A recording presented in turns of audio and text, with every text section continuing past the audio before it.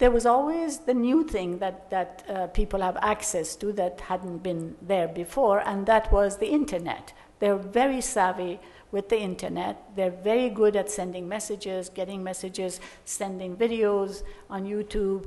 They're all on Facebook. Everybody's got their own page. Even the Ayatollahs, I must say, unfortunately. Unfortunately, both sides are very, savvy. So they use these methodologies of mobilizing. The other thing that they did, which is very smart, is a pragmatism that, again, I think they learned from the civil rights movement in the United States. The pragmatism being that they used occasions and spaces that were available and possible. For instance, when the election of Mr. Ahmadinejad came up in the recent last year, for instance, we saw a number of these women in Kuala Lumpur, where our friend Zaina had organized the Misawa Conference, which she spoke about this morning. One of the things they told us is, please tell the people outside, the activist leaders outside, not to send the message inside, not to participate in the elections and to boycott. The elections are in a way fixed because the candidates are pre-selected. So the government gives you 3 candidates, so you choose among them. So that's not much fun. As we all know. I mean, it's better than not having even that choice, but it's not that much better. But so usually in the previous election, the activists had said, don't vote, and people had boycotted to a large extent, so they got Ahmadinejad. So in February last year, when we saw the group in Kuala Lumpur, and as you hear about Bangkok and Kuala Lumpur and Turkey and so forth, you probably think to yourself of that saying, we should stop meeting like this. But with the Iranians, we keep saying that to each other because we're meeting each other at all kinds of weird places. Not that Kuala Lumpur is weird. No, I didn't mean that. I mean unusual places. They said that this is a good occasion for us to come out because the government wants to have a large number of votes, and so allows us to all come out and demonstrate and vote. They didn't think that these guys will come out and not vote for the candidates that they had in mind. So they used that space, they used the possibilities, they came out, but suddenly they were able to come out as they had hoped in millions. And so that visibility and that kind of power that the visibility gave was very significant. And one of the ways also that they got that power and that visibility and were able to help mobilize some of the others was because they were intersectional, as they say, in our feminist parlance, which is an idea which is very much admired but very seldom actually implemented, and that is to go across lines of race, lines of class, lines of various interests to try to connect transgenerationally and so forth. So they did connect with the labor, with students, with men and so forth. So that was a very helpful thing. As a matter of fact, 1/3 of the campaign members are actually young men. And of course, this upsets the government very much because the mullahs just don't understand why a healthy young man would be a feminist. You know, they think that that's an aberration and is very upset by it. So young men get beaten up a whole lot. But one of the things, again, that is very important is although this violence against them, against men and women, is horrendous, they stuck to the idea of nonviolence, which again was an inspiration from the civil rights movement in the United States. Nonviolence at any cost. And of course, we've been talking about courage, the idea of courage coming from outrage. It was mentioned earlier today as well. And there is a lot of outrage, especially when there is violence. But they did control themselves. We had marches of hundreds of thousands of people that not only they were quiet and nonviolent, but sometimes they didn't even say anything. They just had signs with their demands, but they didn't even mention anything. And sometimes they just simply wore the green that was a symbol of the movement. So the other characteristic of the movement, and I'll end that description, was that they were very practical, and I think that's a great lesson for us as feminists. They said, for instance, in terms of religion, they said, is like one's mother, one's father, one's home, one's nationality. It is something that is part of a person. It doesn't need to be a matter of ideology.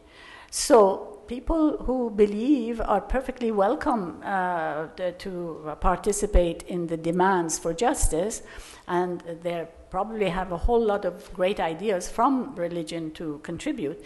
But this is not the concern of the movement. The movement comes from the bottom up, from the grassroots up, and actually relies on the life experiences of the people, and no matter what religion or what or non-religion that they might deal with. So they were very pragmatic in that sense. They included everybody, and they said, let's get people to agree on a set of demands. They may be in complete disagreements over a whole lot of other stuff. One may be very conservative, one very liberal, one may be one thing or another. They may be from different backgrounds or religions, but let's focus on the areas of agreement. Let's, what they called circumstantial feminism, issue-based feminism. So they could mobilize a whole lot of people around things that everybody thought was unjust. And this was another aspect of their work, which was very, very successful. Now, and also the idea of process being even almost more important than the end. That the way you do something is such a more important part of your life and your experience, and it affects the end result so much that the means of getting to an end are at least as important as the end. So this was a very happy story. Lots of fantastic women relating with people from different movements and areas, men and women, intersectional to the nth degree. But of course, they rigged the election and announced Mr. Ahmadinejad as the president. Everybody got extraordinarily upset. They came out on the streets, they got beaten, they got harassed, they got arrested, and so forth. And so the happy story, unfortunately, as Marion was describing the story of the civil rights movement, and Pregs was describing the story of the South African movement, was an unhappy ending. Although, of course, neither they nor any of us outside considered this an ending. We can, just as I'm sure Marion doesn't consider this any kind of an ending, neither does Pregs. It's just that we're dipping down and we're just hoping to start pulling up again. And we need to have, just as in the past, groups of people with an idea, with commitment, with courage, with inspiration, have gathered together and committed themselves to bringing about change. It will come again. We have experienced it, each of us, in our lives. In the life of my home country, Iran, the women's movement, has gone up and then just dipped into the abyss and then up again and down again. So we're going to have that. But what is very important is a conversation that we had in our board meeting yesterday, and Marion alluded to today, and that is that perhaps it's time for women, instead of simply following the issues and the themes and the inspirations of the liberal establishment, which they have done in the past, to come up with our own vision of what the good life will be like if we succeed. Come up with our own version of what do we want to be like? What do we want for our children, for our grandchildren? What do we want this world to look like? Because right now it looks gosh awful, and we all agree, no matter how we look at it. So that is the way that this experience of three different societies with three enormously exciting and courageous and important movements looks like right now.